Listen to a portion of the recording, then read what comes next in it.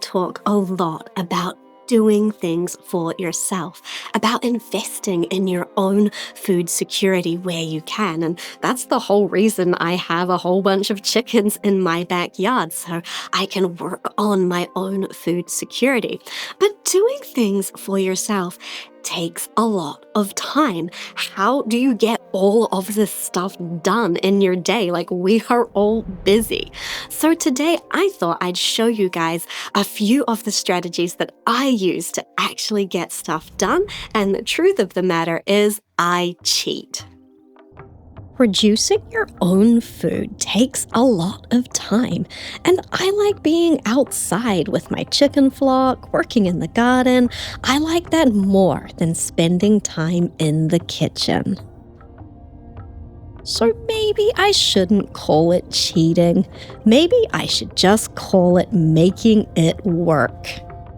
Over the years, I've collected quite a few tech gadgets to help me with food. So that is food preparation, food preserving, food creating, because food is really important to me and it has been for a really long time. I really like to make sure that I am making good food, but that takes a huge amount of time. And I'm an ordinary person. I have to go to my job that is not where I live. I have to go out and be away from home. And when you're spending lots of time not at home, it can be really hard to deal with food stuff, preservation, preparing, when you're not there to just go keep checking and going to the next step. So I wanted to show you the different things that I use on a very regular basis and how I use them to help me to overcome that time issue. Now, I have bought all of the things you're going to see here today with my own money. There is no sponsorship on this channel. These are things that I have bought and I use because they give huge value to my life. The first thing I want to show you is my Thermomix. Now, I have had this for about 12 years now. It is something that I invested in quite early on, and it is fantastic. It does so many things. Now, just a real quick rundown on what a Thermomix actually is, if you've never come across one before, is it is this little gadget that essentially is like a blender and a cooker all in one. So you can chop food up, crush food, mix food, and also it has really precise temperature control. Now, I don't cook whole meals with my Thermomix. A lot of people do, but that's never a direction I wanted to go in. What I use it for is to help me with my from scratch food preparation, to sort of make ingredient components that are gonna sit on the cupboard shelf or in the fridge to be used in other meals. And it's really, really useful because it's a very precise tool. So I often use it like every week, a couple of times a week. I'm using it for dairy products. So I go and get milk from Molly the cow, and then that is raw milk. And if I want to turn that into cheese or butter or yogurt, it needs to be pasteurized.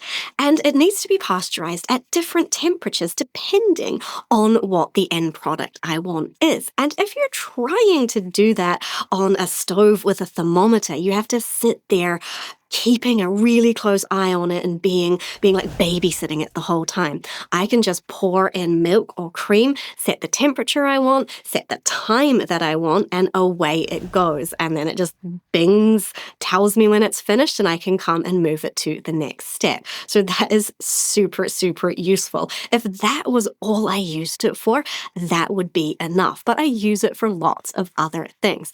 I use it to grind up the grains to go into my DIY chick starter mix. So that's fantastic.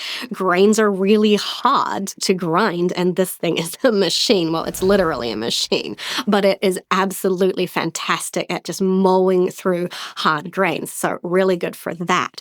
I use it for chopping up ingredients if I just really quickly need to kind of mash something together that I'm going to then go and throw in a saucepan or something for a further meal. So if I want to like mash up some tomatoes and zucchini to throw into a meal later on, just whiz it through this. I use it extensively for food preservation, and that is absolutely where it shines. Harvest time is hectic. I often have a hen sitting on eggs or chicks hatching. I'm opening up garden beds as crops finish so the chickens can start their cleanup job and all the actual harvesting of food. There are a lot of competing priorities, and it's easy to get overwhelmed and lose momentum on getting all that food preserved. In the thick of harvest season, where I have tomatoes and just everything coming out of the garden in bucketfuls, and it starts to get a bit overwhelming, the Thermomix just saves me. So I use it to make my tomato based preserves. So I use it to make the passata and I use it to make the salsa. And to do that, all I need to do is prepare the ingredients. So I do have to chop them up and make sure they're ready to go, but I don't have to chop them up that much because that thing will blend them all up if I need it blended. And then I just put them in.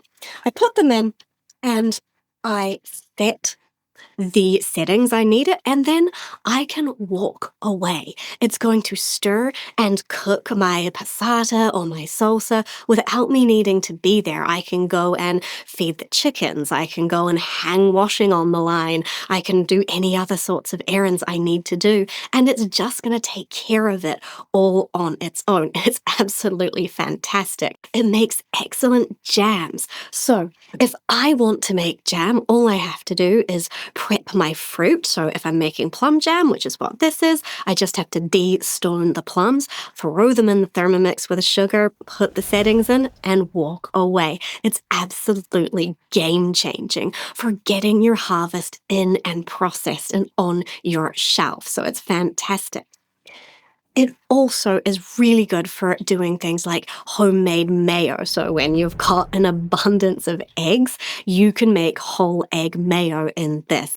And your own mayo tastes so fantastic. It also makes really good lemon curd or lemon butter, which is also a really great way to use up surplus eggs in the springtime. So it's all around just a really, really handy machine to have. If I didn't have this, I pretty much wouldn't do any baking. It mixes and kneads bread dough. It's fantastic. I've had it, like I said, for about 12 years, so it really lasts a long time. It seems like it's going to keep going for another 12 more. I've never had any problems with it. It is expensive. It is an investment, but it is something that's going to last a huge amount of time for you, and it is going to save you a huge amount of time. So if you can swing getting a Thermomix, I highly recommend getting one.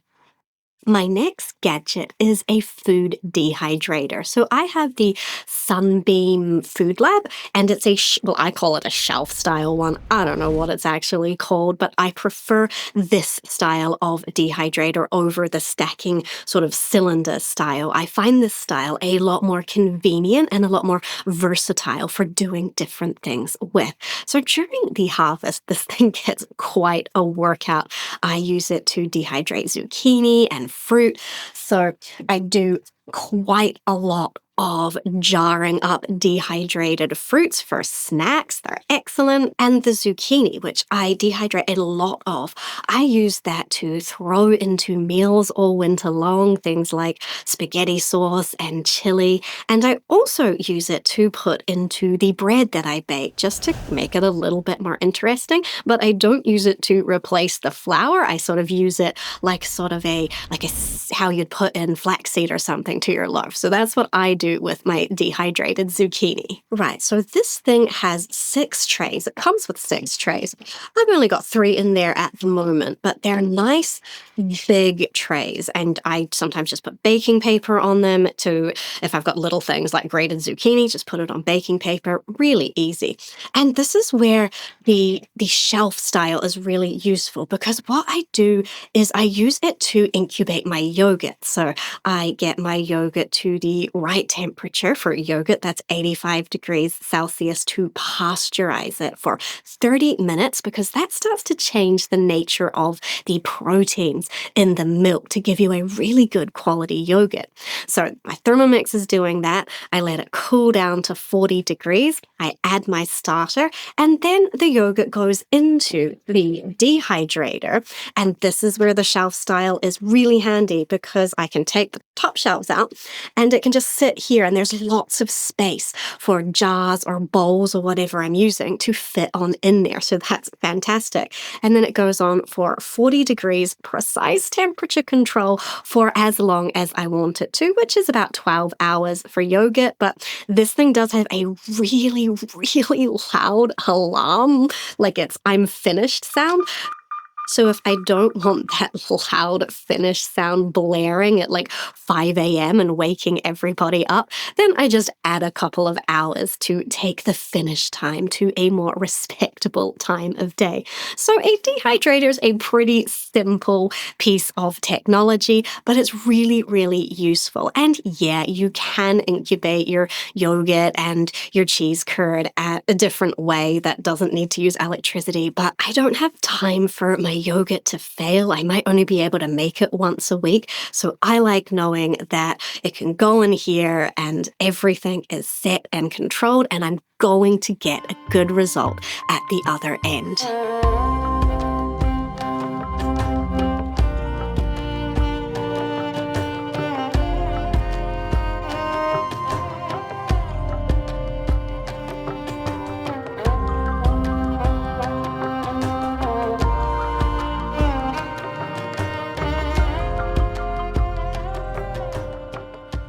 The next thing I have to help me out is a bread machine. Now, I always used to have a bread machine before I got the Thermomix, but I haven't actually had a bread machine for years, and I've only had this one for about 6 months, and I'm really glad I got it. It is fantastic. I was starting to have trouble fitting in the knead, rise, knock back, rise again, bake in the oven, bread making situation with the Thermomix because that was a lot of steps to fit into a day where I had a lot of other things to get done as well. So I got the bread machine back into my life and it's great. So this one is a Panasonic automatic bread machine. Panasonic doesn't name things particularly interestingly, and it's really good. So this one has an external temperature sensor which helps it to maintain its internal temperature at the optimal zone for getting a really nice rise on your dough. So if you're going to look at getting a bread machine, look for one that is good quality. Find it on sale if you can, because it's going to last you a long time and it's going to be really good if it has good functions and is high quality with high quality components. A bread machine is really easy to use. You just put everything into the bread pan following the instructions that your bread maker comes with, and you put it in, select your setting, and away you go. Now, I only use mine for bread baking, but they do make jam and you can use them for kneading dough or mixing cake batter. I do all of that kind of stuff with my Thermomix, but if a Thermomix is not something you're going to get anytime soon, a bread maker can fill in quite a lot of its functions at a much cheaper price. So that is something worth thinking about. A bread machine is going to give you a lot of bang for your buck in terms of saving time. This particular model also has a sourdough function. I mean, I haven't used it because sourdough isn't part of my life at the moment, but that's worth knowing about.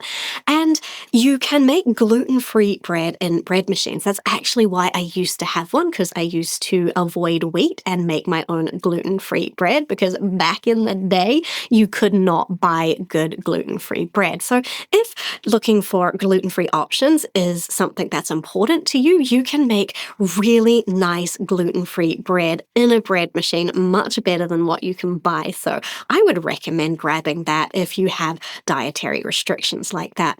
A bread machine is an excellent thing to add to your life. What's wonderful about making your own food is being able to use the things you produce. I put eggs into my bread recipe. They make a better, more nutritious loaf. The eggs my flock lay are basically a superfood. I'm always looking for ways to incorporate them into my cooking.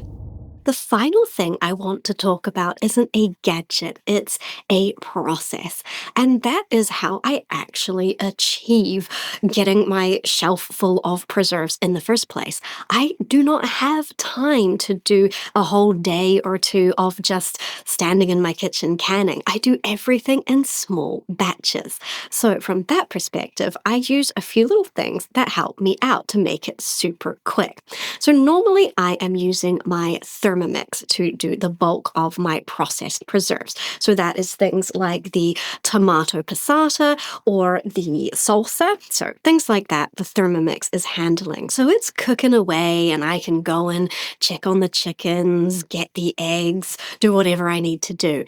But when I come back and it's almost ready to finish, I can get my jars sterilized really quickly. Instead of filling up a giant pile of water and boiling them, I use a microwave steam sterilizer, the sort that you get for sterilizing baby bottles and stuff. You can get them anywhere. They're really cheap.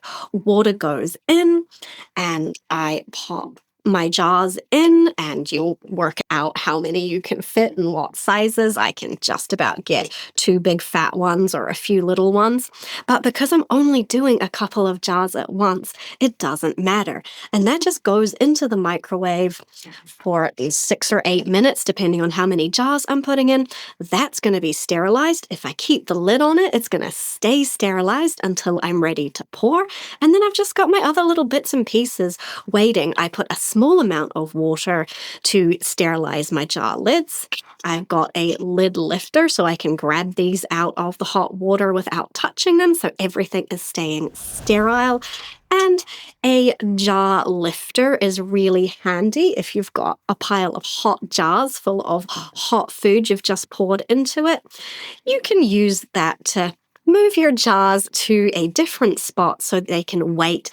And then they just sit there and wait until I hear and see the lid seal, and away they go to the cupboard. And I just do that all harvest season long, a couple of times a week. I just make a couple of jars. And when you start and you've got two jars on your shelf, you're like, oh my goodness, this is going to take forever. It's so overwhelming. But if you keep chipping away at it, a few jars at a time, by the end of the harvest season, you're going to have a shelf full of delicious preserves that's going to see you through the winter. And I do that strategy with all my canning. So this system is when I'm going to sort of be bottling, where I'm using sterile jars with hot food and the lids go on and they're not going to be processed any further than that. But if I'm doing water bath canning, like with chopped up fruit, I just do 4 jars at a time because that's what fits into my canning pot.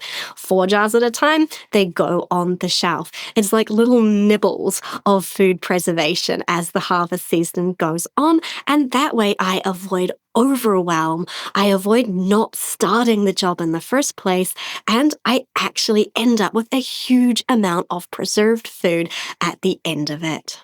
I didn't make this video to show you all my fancy gadgets and tell you to go and get them too. I made it to show you what I have chosen to make my life easier. What you choose might be completely different. You might choose to put in a fully automatic irrigation system in your garden, or you might choose to have automatic coop door openers and shutters and automatic food and water systems for your chicken flock. Or if you have other livestock, you might invest in more automatic systems for them. It doesn't really matter. What I'm saying is it's okay to find things that can make your life easier, because doing stuff for yourself is time consuming, and most of us have to go and work a job that is not on our property, and our time gets squeezed and our energy gets squeezed, and it can sometimes just feel like way too much. But if you can find little ways, little systems, little gadgets that can give you back time, that can make this stuff actually possible,